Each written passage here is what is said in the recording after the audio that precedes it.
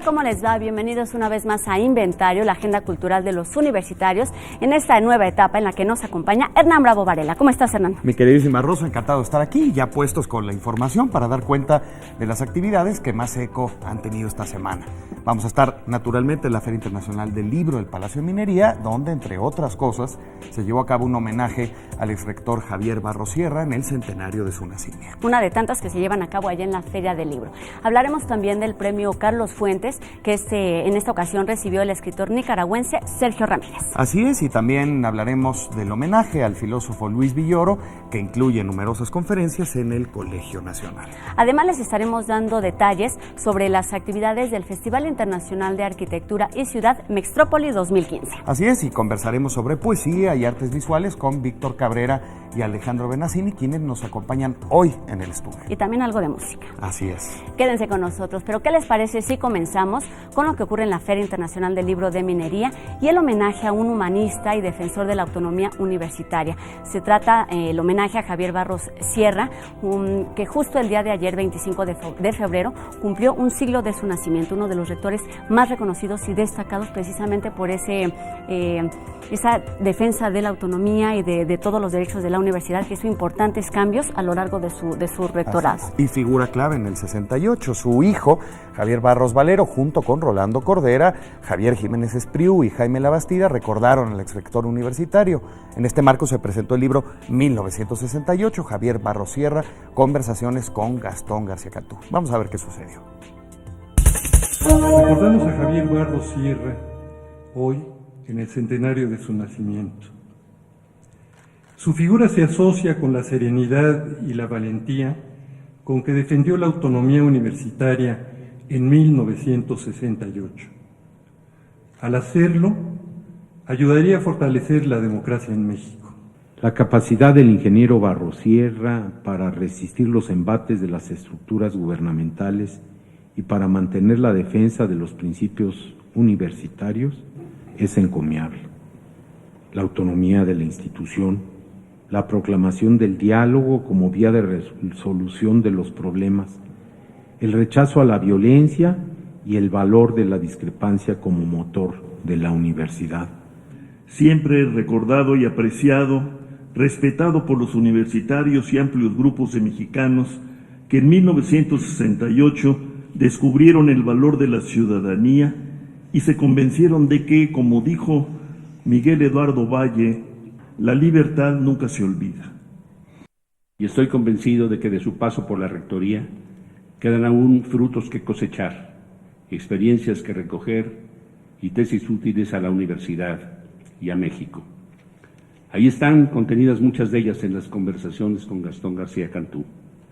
El libro que las conserva no es un relato de los acontecimientos de aquellos días aciagos, es un compendio de sabiduría, de lecciones de honestidad, de claridad, de nacionalismo, de respeto a la juventud, de compromiso, de lealtad.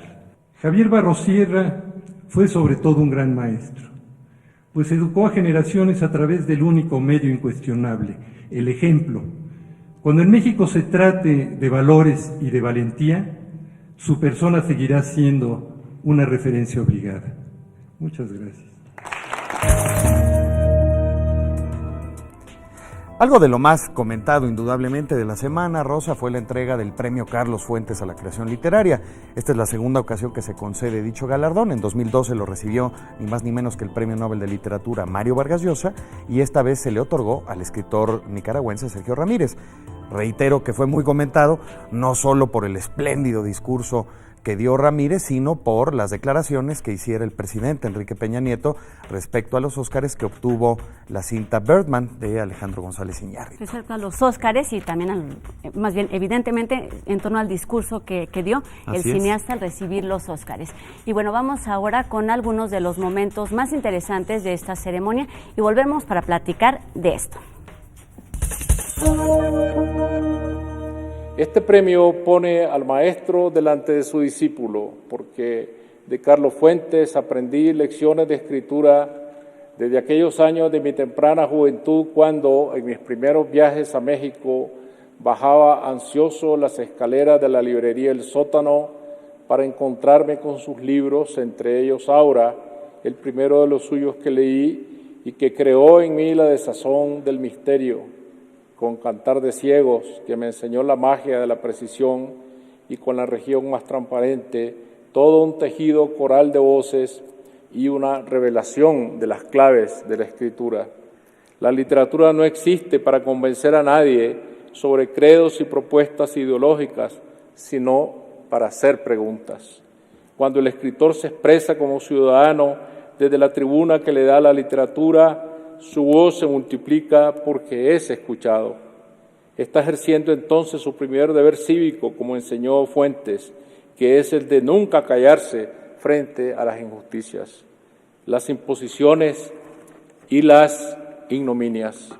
El presidente de la República, Enrique Peña Nieto, entregó el galardón a este prolífico escritor, considerado un intelectual libre y crítico de alta vocación cívica. Sergio Ramírez forma parte del selecto grupo de escritores que ha hecho brillar la literatura latinoamericana en el mundo.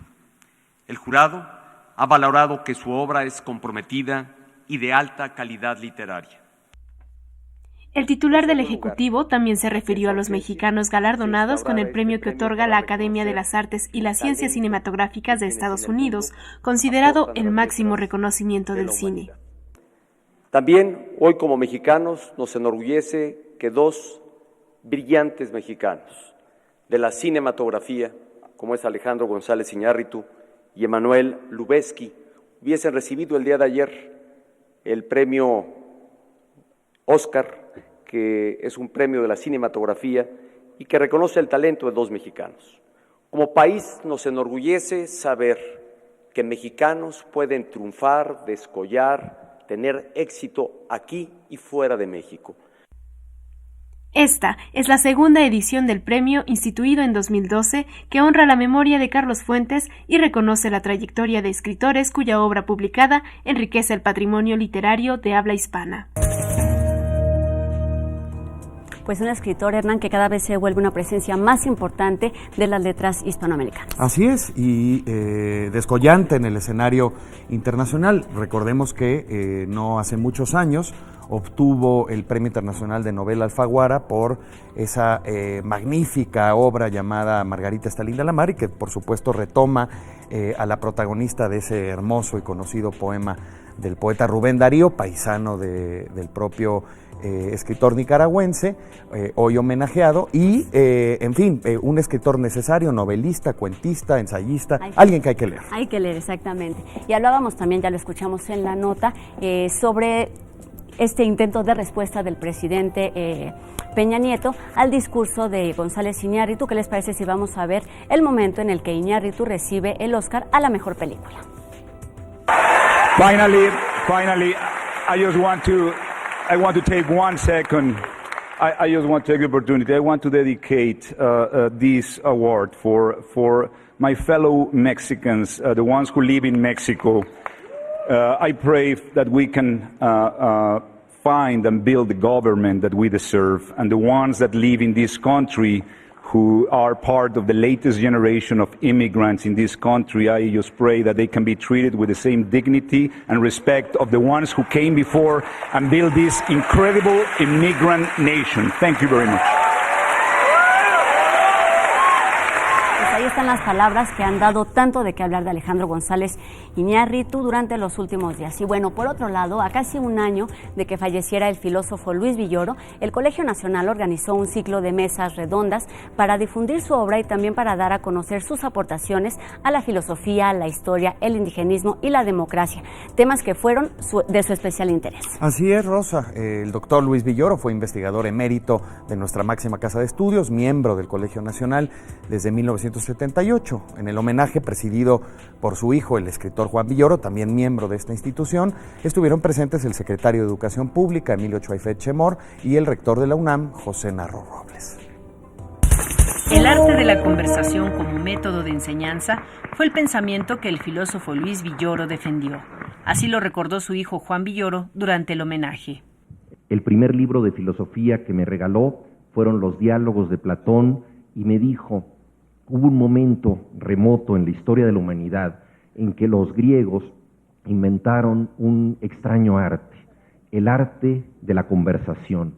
los griegos decidieron que era posible que el otro tuviera razón, que se pudieran matizar las ideas, que se pudieran reconsiderar las cosas a través del diálogo. No olvido esa enseñanza y este pensamiento sostenido.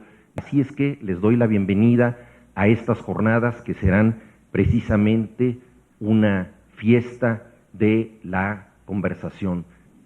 Rendir homenaje a don Luis Villoro es evocar al brillante alumno de José Gauss, al incansable defensor de una democracia participativa, al pensador comprometido con la causa de nuestros indígenas, en suma, al maestro congruente y decidido a esclarecer sus circunstancias. Que el doctor Villoro fue una persona llena de virtudes. Un hombre inteligente, estudioso, comprometido, sensible, congruente, solidario, institucional, crítico de nuestras condiciones y, por supuesto, defensor permanente de los que menos tienen y más requieren. También se develó un retrato de Luis Villoro realizado por Pablo Rulfo, que permanecerá en la galería del Colegio Nacional. El ciclo de conferencias en homenaje a este pensador abordará temas de historia, indigenismo y democracia. Hay que recordar que este homenaje continuará con más conferencias que vale la pena escuchar, Rosa. Ahí está la página del Colegio Nacional con más información para todos los interesados. Vámonos a Mextrópoli. Vamos a hablar de arquitectura. Con el propósito de mostrar a los capitalinos la riqueza arquitectónica de su ciudad, más de 60 actividades entre recorridos, conferencias, exposiciones y presentaciones de libros se llevarán a cabo durante el Festival Internacional de Arquitectura y Ciudad Mextrópoli 2015. Enseguida los detalles. Es un evento de arquitectura y de ciudad en el que no solo van a haber conferencias de arquitectura para arquitectos, sino que también van a haber conferencias de sociólogos, de gestores de la transformación de la ciudad con los mejores representantes del mundo. El origen del festival se desprende de los congresos de arquitectura organizados durante 14 años por la revista Arquín, publicación dedicada a la difusión de la cultura arquitectónica contemporánea. Pues el festival este año va precisamente de celebrar la ciudad, de participar en la discusión de la ciudad, de observar la ciudad, de poder desplazarnos en ella. Tenemos más de 60 actividades, entre las cuales pues obviamente destacan las conferencias de esos invitados de afuera que vienen a compartirnos su experiencia, pero también destaca, por ejemplo, una mesa de diálogo sobre la nueva escala metropolitana, sobre quienes construyen actualmente nuestra ciudad. Y precisamente esa mesa va a estar formada, por ejemplo, por Teodoro González de León, Enrique Norten y Javier Sordo Madaleno, como los actores o como tres de los arquitectos que actualmente pues tienen proyectos claves en la construcción de esta nueva Ciudad de México más densa. Bueno, nueva no, desde hace mucho tiempo, pero sí que está sufriendo pues muchos procesos de transformación interesantes. Entre los objetivos de Mextrópoli destacan hacer más competente la movilidad en urbes como el Distrito Federal, proponer mejoras para el espacio público y ser un foro de análisis y discusión para detonar ideas entre la sociedad civil y las dependencias de gobierno y privadas dedicadas a la construcción de obra pública para transformar la ciudad de manera creativa y constructiva.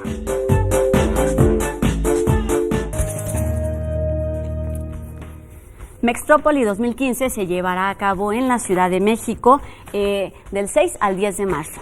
Así es, y bueno, vamos a recordar a estos dos tremendos personajes de la cultura que fallecieron en estos días recientes, Rosa. Raquel Tibol, indudablemente uno de ellos, una de las críticas de arte más polémicas de la cultura nacional, falleció el pasado 22 de febrero a los 91 años en la Ciudad de México. Nacida en Argentina, llegó a nuestro país en 1953, invitada ni más ni menos que por Diego Rivera. Tibol deja un legado de más de 40 libros y una obra indispensable para conocer el desarrollo de las artes plásticas, no solo en México, sino en Latinoamérica. Exactamente, Hernán, y también falleció en la Ciudad de México el productor y guionista colombiano Rodrigo Castaño. Entre sus producciones más destacadas están Las dos Fridas, que obtuvo el Premio Nacional de Periodismo 2003, y bueno, sus restos serán repatriados repatriados a su natal Colombia. 2 pérdidas lamentables para la cultura solamente en esta semana, Hernán. Y bueno, tenemos mucha más información, y es que está ya por arrancar el encuentro cinematográfico más longevo e importante de México. Hablamos obviamente del Festival Internacional de Cine de Guadalajara, que festeja en esta edición su aniversario número 30 con una nutrida programación tanto de proyecciones como de actividades paralelas. En esta ocasión el país invitado de honor es Italia, y por supuesto contará con la presencia de directores como Bernardo Bertolucci y el cine de Pierpaolo Pasolini, 2 íconos de la cinematografía italiana. El Festival Internacional de Cine de Guadalajara nació como una modesta muestra en la etapa más crítica de la industria mexicana. Poco a poco trascendió las fronteras y adquirió prestigio nacional e internacional.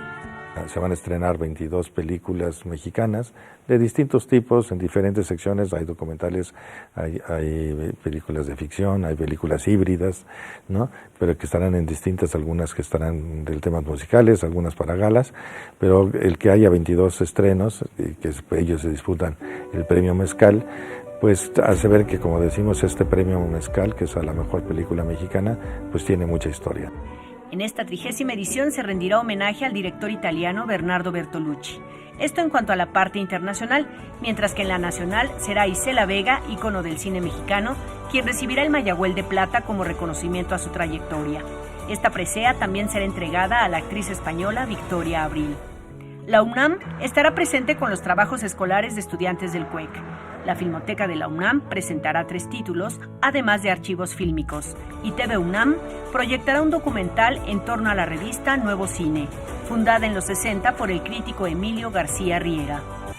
Retrospectivas, actividades académicas, conciertos, presentaciones de libros y exposiciones completarán el amplio programa en torno al séptimo arte. Sí, llegamos a la edición número 30 en esta primavera, en marzo, del 6 al 15. Y bueno, la verdad es que sí es un momento de reflexión, de recordar de todo lo que ha pasado por Guadalajara y lo que viene.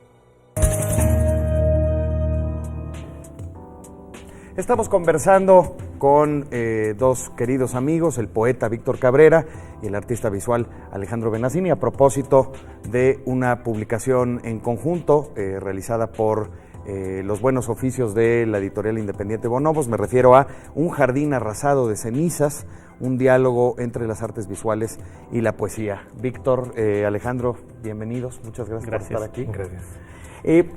Víctor, Alejandro, ¿cómo nació este diálogo? Por supuesto que el título, Un jardín arrasado de cenizas, recuerda, como tú lo cuentas en un prólogo, a una canción folclórica japonesa de un compositor malogrado, pero ¿cómo nace este diálogo entre ustedes, que además viene de la música de Thelonious Monk, elaborando además, o a su vez, la música de este compositor japonés? ¿Cómo nació el diálogo entre ustedes dos? Pues en realidad nació, en primer lugar, el libro nació de la escucha obsesiva de esta pieza japonesa reinterpretada por Thelonious Monk. Y a partir de ahí, cuando yo llevaba cierto avance ya del libro, ciertos fragmentos ya muy trabajados, muy hechos, pensé que faltaba algo y bueno, Alejandro y yo, que somos conocidos, que además fuimos compañeros desde la prepa, pensé en Alejandro para invitarlo a colaborar conmigo en este libro, porque además desde aquellos años, desde hace poco más de 20 años, teníamos esa inquietud de algún día poder hacer algo juntos, ¿no? Colaborar juntos. Alejandro, ¿cómo se interpretan las imágenes que ya vienen inscritas en los poemas de Víctor? ¿Cómo dialogas y cómo trabajas con eso? Pues para mí, bueno, el momento que Víctor me invita al proyecto, pues de algún modo lo primero que tuve que hacer fue ponerme en mi situación como lector. O sea, por un lado, el lector de los fragmentos de poema que él me da, todavía el poema está inconcluso, y finalmente como lector de libros y sobre todo de libros impresos, ¿no? Creo que hoy en día hay que hacer esa aclaración. Sin duda. Para imaginarme de algún modo el lugar específico que van a ocupar esas imágenes y encontrar qué tipo de imagen era la más pertinente, ¿no? Para trabajar el proyecto que me propone Víctor. y creo que pues de algún modo son imágenes precisamente, es como para mí, cómo interpretarla, me preguntas, es como, ¿cómo sería la imagen última de ese jardín, ¿no? De algún modo recorremos el poema, nos va dando una serie de imágenes muy poderosas, y los dibujos en este caso creo que juegan ese papel, ¿no? Claro. Más bien. Es indudable, Víctor, que además, conociendo ya tu trayectoria que incluye La varia invención y también otros libros de poesía con una intención, si se quiere, más formalista, este libro rompe esquemas, rompe tabúes, y no solo por la creación de este diálogo con las artes visuales, sino desde tu propia escritura. Se adensa, se convierte en textos mucho más acerados, más férreos. Creo que indudablemente cambia de alguna manera la poética de los dos al colaborar tanto en las imágenes como en el propio texto. Tú también te vuelves de alguna manera un espectador o un lector de sus dibujos, de sus imágenes.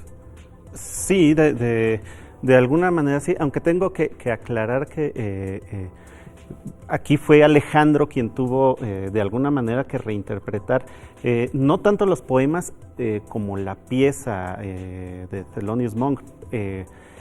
Un poco el chiste de esto es que los dos, mientras trabajábamos cada uno por su cuenta, escuchaba de manera obsesiva, casi ininterrumpida, la pieza de Monk. A partir del diálogo de cada uno con esa canción japonesa reinterpretada por Monk y su cuarteto, fue que nació este libro, ¿no? Y de alguna manera se conjugan las imágenes con el texto. La idea era un poco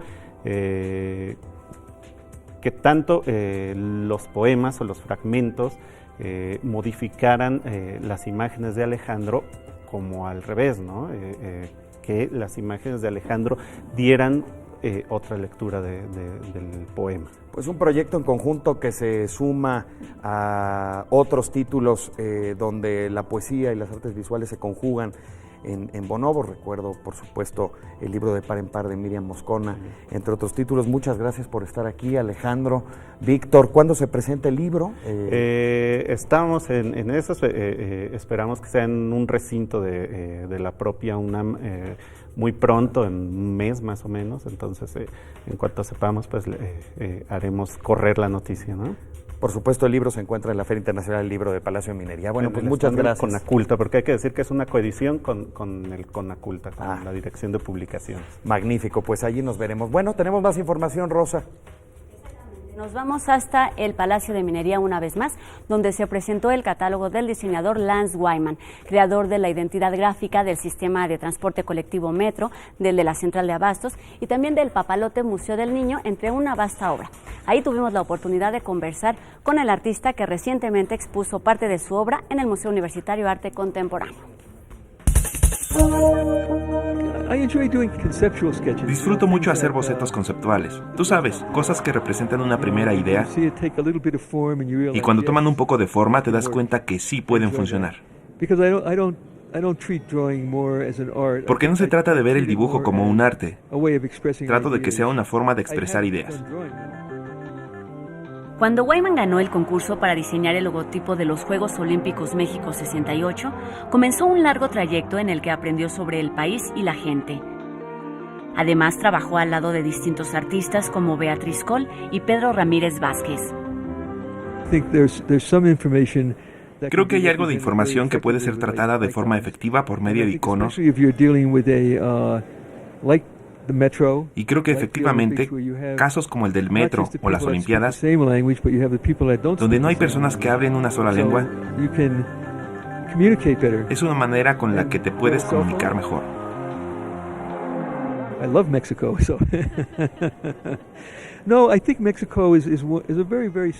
Creo que México es una parte del mundo muy especial.